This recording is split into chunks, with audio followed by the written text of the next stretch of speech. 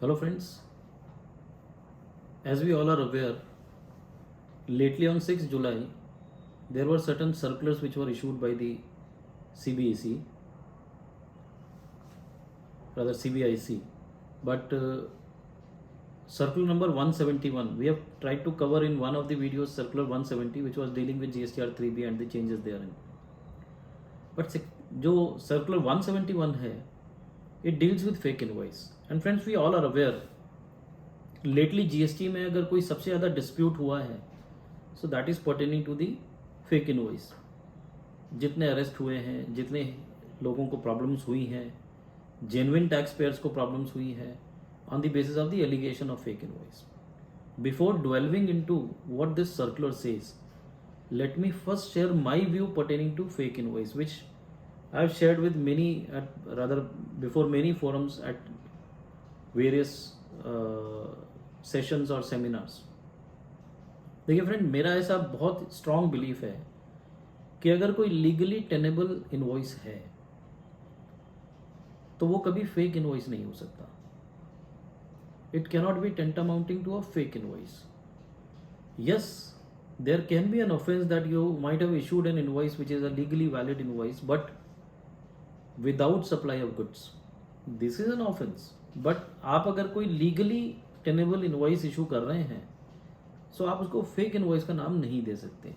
Nevertheless, that is my belief, because मैं ऐसा मानता हूँ fake invoice वो होता है कि आज Avinash Pudar as an advocate practice करता है, वो अगर जीएसटी लगा के इन्वॉइसेस देने लगे और उसके पास कोई रजिस्ट्रेशन नहीं है फिर भी वो जीएसटी लगा के इन्वॉइसेस दे रहा है और जीएसटी कलेक्ट कर रहा है, so that invoice is fake invoice as per my understanding, because that is illegal. So let us not go into that. What does this circular say? Circular ने कोशिश की है एक्सप्लेन करने की कि आपकी लीगल लायबिलिटीज जीएसटी लॉ में किस तरीके से फ्रीज की जाएंगी in case you are falling within the purview of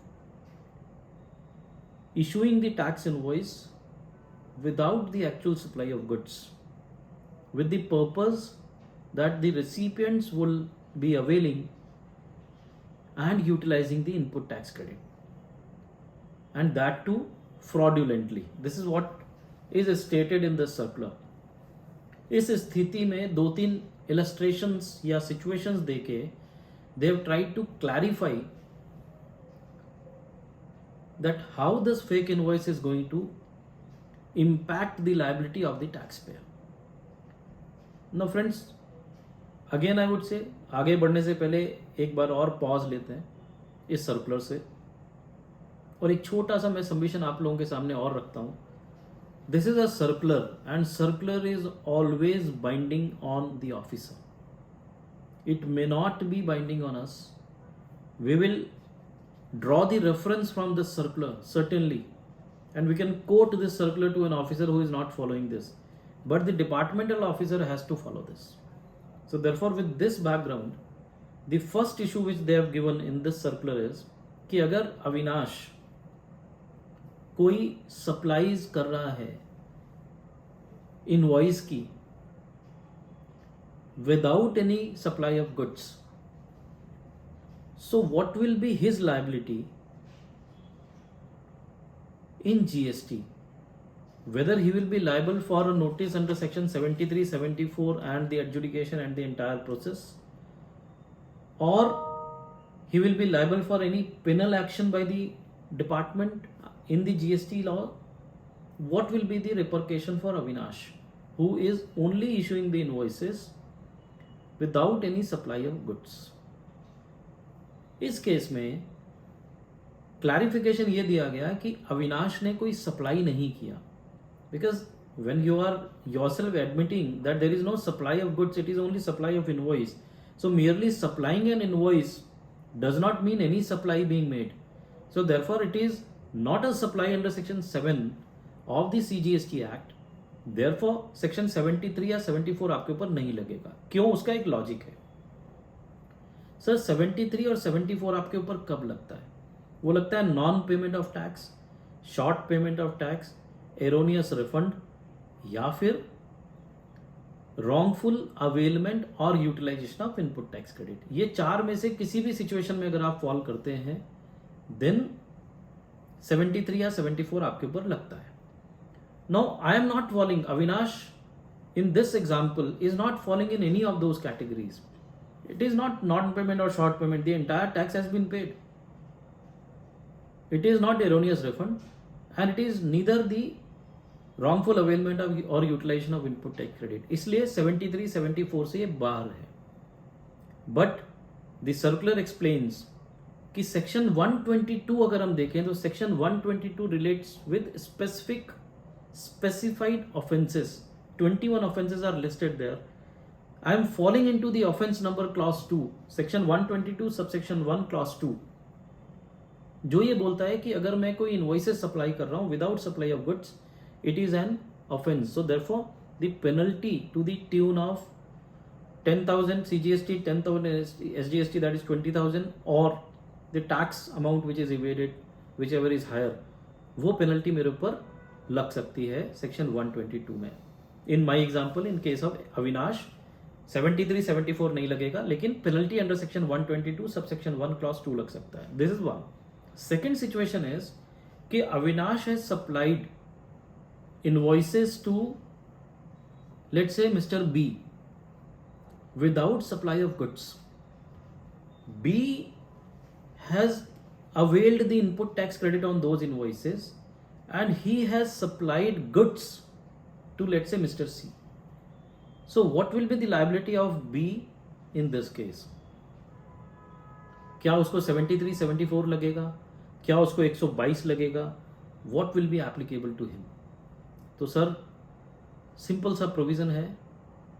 अब आप वही चार इलिस्ट्रेशंस पे वापस जाएं, non payment, short payment, erroneous refund और wrongful availment of utilisation of input tax credit. मेरे हिसाब से सेक्शन 16(2) का एक कंडीशन है क्लॉज बी में, actual receipt of goods. You are entitled to input tax credit only after you receive the goods और services और both.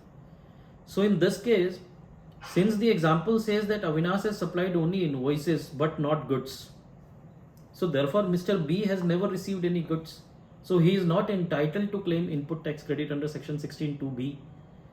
Since he is not entitled to claim any input tax credit, so whatever credit he has availed is wrongfully availed and utilized. Therefore it falls into 73, 74 and therefore 73, 74 की proceeding उसके against में होगी along with the respective penalties and the interest, वो उसके ऊपर लगाया जाएगा. Then so far as the question pertaining to the leviability of penalty is concerned, section 75(13) clearly बोलता है कि अगर आपका कोई भी केस 74 में कवर हो जाता है तो सेक्शन 75(13) कहता है if the penalty is imposed there, then in that case कोई दूसरी पेनल्टी सेम एक्ट में नहीं लग सकती. So therefore B को केवल 73, 74 की प्रोसीडिंग फेस करनी होगी और उसके अगेंस्ट में कोई भी सेक्शन 122 में पेनल्टी इंपोज नहीं की जाएगी. So therefore they are clarifying this that as per the provisions of section 75(13) of the act, if penal action for fraudulent availment of और utilisation of ITC is taken against B under section 74 of the CGST act, no penalty for the same act, that is for the said fraudulent availment or utilization of ITC, can be imposed on B under any other provision of the CGST Act, including under section 122. So therefore there will be no penalty. Now the last situation which they have given, this is something which is very important, because again I would say this is not exactly covering the circular trading, because मेरा ऐसा मानना है circular trading is A to B, B to C, C to D, D to A, but this is not the case here. What example they are giving is, they are saying again Avinash has supplied invoices to B, not goods. B has supplied the same invoices. After availing the credit, he has sent the same invoices to C, not the goods. तो C के case में अब क्या होगा? A, we are clear, 122 penalty लगेगी. Now B और सी के case में क्या होगा, because now the situation has changed, all these credits which is availed by B, again 16(2)(b का violation है because he has never received those things, there is no supply of goods, so therefore वहाँ पे 74 आएगा, B के case में 74 भी आएगा. What about C? Whether C will be applicable to that? So it says again C के लिए B ने कोई supply नहीं किया, so there was no supply of goods or services or both by B to C. In respect of the said transaction, no tax was required to be paid by B in respect of the same, but the ITC was wrongly availed. So, what will happen in case of C? C is also availing the credit. So again 73, 74 के जो actions होंगे वो C के against में भी होंगे. So it is very clear that specific cases, no demand of either input tax credit wrongly or fraudulently availed by B. In such cases, or tax liability in respect of the said outward transaction by B to C is required to be made from B under the provisions of 73 or 74. So what they are trying to do is, चूंकि B ने भी उसको further they दिया तो उसके ऊपर कोई recovery की बात नहीं कर रहे हैं, बट जो प्रोविजन है वो क्लियरली बोल रहा है कि C अब इस केस में, बिकॉज A ने B को दिया, B ने C को दिया invoice, so now they are very clear. और फर्स्ट और सेकेंड सिचुएशन से भी आपको समझ में आ जाएगा कि इन लोगों ने कोई भी सप्लाई नहीं किया तो टैक्स लायबिलिटी भी नहीं आएगी. लेकिन सी ने उस केसेस में इनवॉइस को इशू किया और उसने भी उसको सप्लाई किया. So finally they are saying B shall be liable for penal action under section 122 subsection 1 clause 2 and clause 7, meaning thereby clause 2 बोलता है supply of invoices without supply of goods, clause 7 बोलता है availing input tax credit on those invoices which you have received only as an invoice without underlying supply of goods. So for B, both these liabilities will be open. So अगर हम A, B, C वापस देखें तो A के case में क्या हुआ, A ने तो खाली इनवॉइस दिया तो उसके केस में 122 लग जाएगा. B के केस में क्या हुआ, B ने इनवॉइस भी दिया और क्रेडिट भी लिया तो 122 क्लॉज 2 एंड क्लॉज 7 लग जाएगा. सी के केस में क्या हुआ, उसने केवल इनवॉइसेस लिए और उसकी क्रेडिट ली, तो again this will tantamount to 16(2)(b violation. अगर वो फर्दर सप्लाई कर रहा है गुड्स को, 16(2)(b का वायलेशन है तो 74 लगेगा. अगर वो वायलेशन नहीं है, मीनिंग देयर बाय उसने भी फर्दर दे दिया तो उसके ऊपर भी वो दोनों पेनल्टी लगेगी. This is what is being said. So I will just read what they have tried to write it down so that there is no ambiguity. Just allow me 1-2 minutes so that जो third में उन्होंने clarify किया I can read and so that you are at least at par with what I am trying to say and what they are saying. The question is, registered person A ने invoice issue किया another registered person B को without goods. B ने input tax credit उसके basis पे ले लिया और further वो क्रेडिट को पास ऑन कर दिया C को without supply of goods. Question is, क्या बी लायबल होगा डिमांड एंड रिकवरी के लिए और पेनल एक्शन के लिए? So the answer which they have given is कि 73, 74 के लिए वो लायबल नहीं होगा बिकॉज कोई सप्लाई नहीं, बट 122 क्लॉज 2 एंड 122 क्लॉज 7 के लिए वो लायबल होगा. सो मेरा ऐसा मानना है कि वो ये क्लैरिफाई कर रहे हैं, well and good. Again they are saying कि 122(1)(a) में जहां पे उन्होंने ये बोला था कि a person who is retaining any benefit and who is causing this, and the word used is and, so somebody who is causing such offenses and also retaining the benefit, he also can be punished, he also can be made liable for payment of the penalties. I'll stop this video by just sharing one question with all of you.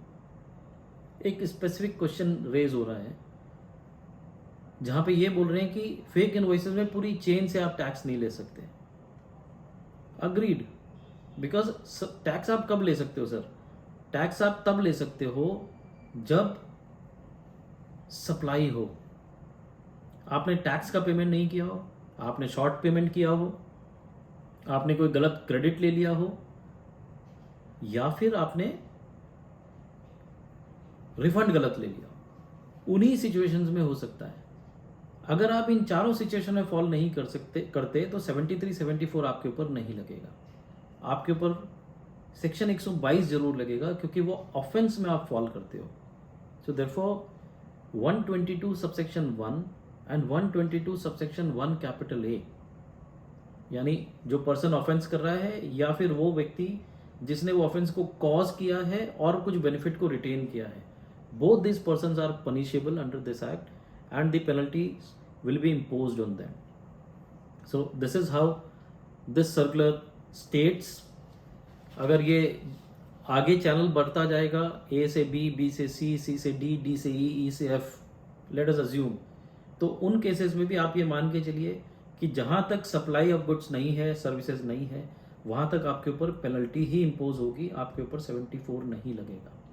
They will not assess you in that manner. But जहां वो finally supply करेगा, वहां पे चूंकि उसने goods supply किए तो tax liability उसकी अराइज हो गई, तो जो क्रेडिट उसने उन गुड्स के अगेंस्ट, सप्लाई के अगेंस्ट में लिया, उसके ऊपर 16(2)(b वो लगा के आपको 74 में कवर करेंगे. And this is what they have clarified. I will take 1 minute in reading this. In this case, the input tax credit availed by B in his electronic credit ledger on the basis of the tax invoice issued by A without actual receipt of goods or both has been utilized by B by passing on the input tax credit by issuing tax invoice to C without underlying supply of goods or services or both. This is very clear. As there was no supply of goods or services or both by B to C, in respect of the said transaction, no tax was required to be paid by B. So it is very clear that B is not supposed to pay any tax. The input tax credit availed by B in his electronic credit ledger on the basis of tax invoice issued by A without actual receipt of goods or services or both is ineligible in terms of 16(2)(b). In this case, there was no supply of goods by B to C in respect of the said transaction. Also, no tax was required to be paid in respect of the said transaction. Therefore, in these specific cases, no demand and recovery of either input tax credit wrongly or fraudulently availed by B. In such case, or tax liability in respect of the said outward transaction by B to C is required to be made under section 74. So, clear है, A to B, B to C, C to D, D to E, कहीं पे भी goods नहीं गए तो आपकी assessment 74 नहीं होगी, आपको पेनल्टी लगेगी. लेकिन A to B और B ने जब C को बेचा तो माल बेचा, तो उस केस में आपको रॉन्गफुल अवेलमेंट और यूटिलाइजेशन है, बिकॉज सप्लाई पिक्चर में आ गया, तो 16(2)(b) के ऊपर आपको रिवर्सल लगेगा, 74 लगेगा. This is what is being clarified by this particular circular. So with this friends, I am thankful to each one of you for the patience hearing, and I hope I am clear and I could make it clear what this circular means and wants to talk about. Thank you friends. Thank you so much.